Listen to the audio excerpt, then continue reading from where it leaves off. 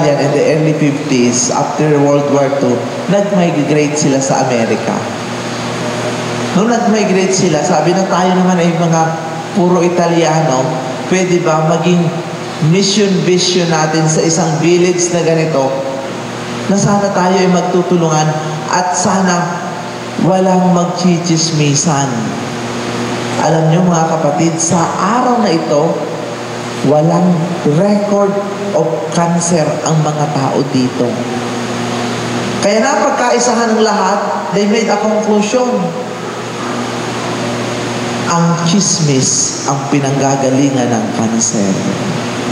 So pagka sa village na ito ay may cancer ang tao, ibig sabihin maraming chismosa.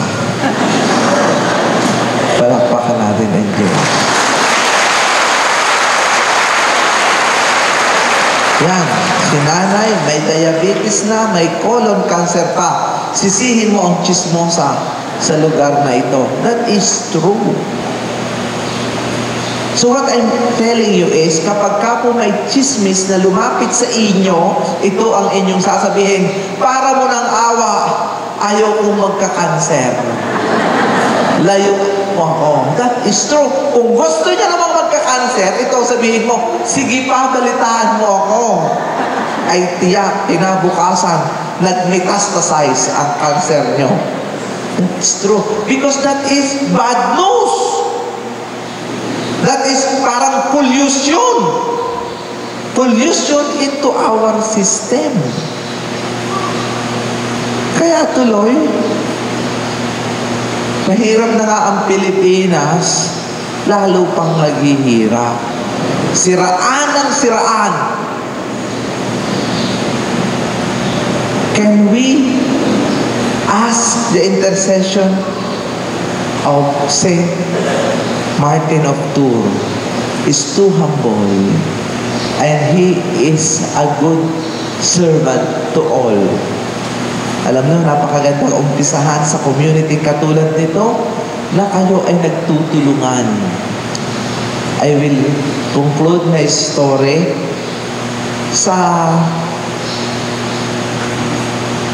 text ng isang babae sa aking radio program, Healing Grace. Ang sabi niya ay ito, I am 71 years old, Father Suarez. I love flowers. I have 9 children, and no one ever gave me flowers. Wow.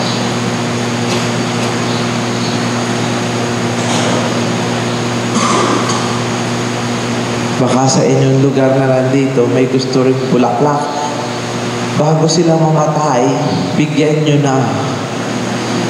Kaya tuloy, pag November 1 at November 2, ang daming bulaklak. Siguro sabihin ng namatay na pinagdadalayo, sana noon mo pa ibigay. Nakita ko tuloy. Nakita ko sana, ay hindi na nila nakikita. No, what I'm saying here is, while there's still time. But the best thing to spend our time is time with the Lord.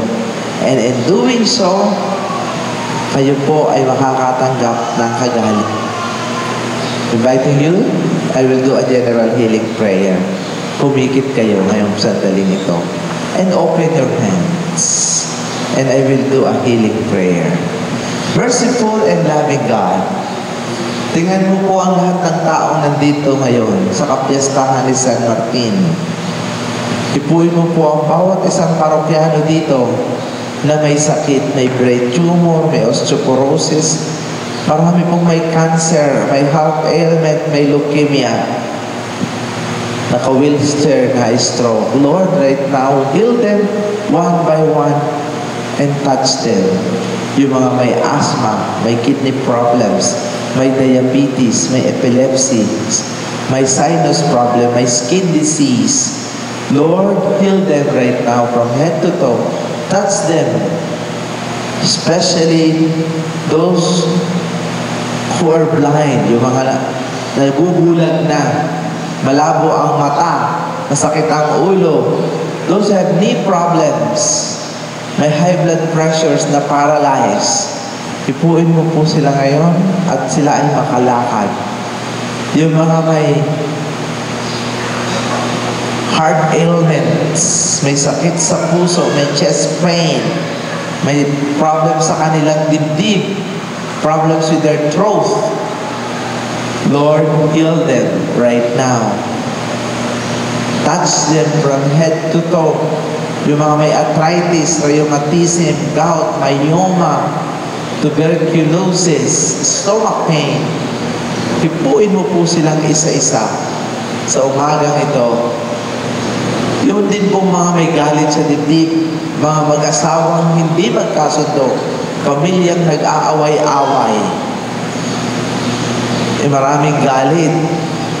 Mga hindi nagdadasal, hindi nagsisimba, puno ng puot ang dibdib, magulo ang pag-iisip, walang sense of directions, walang guidance. Yung pananampalataya ay mahina. Lord, touch and heal them right now as we ask the intercession of the Blessed Virgin Mary as we pray. Hail Mary, full of grace, the Lord is with you. Blessed is the fruit of your womb, Jesus.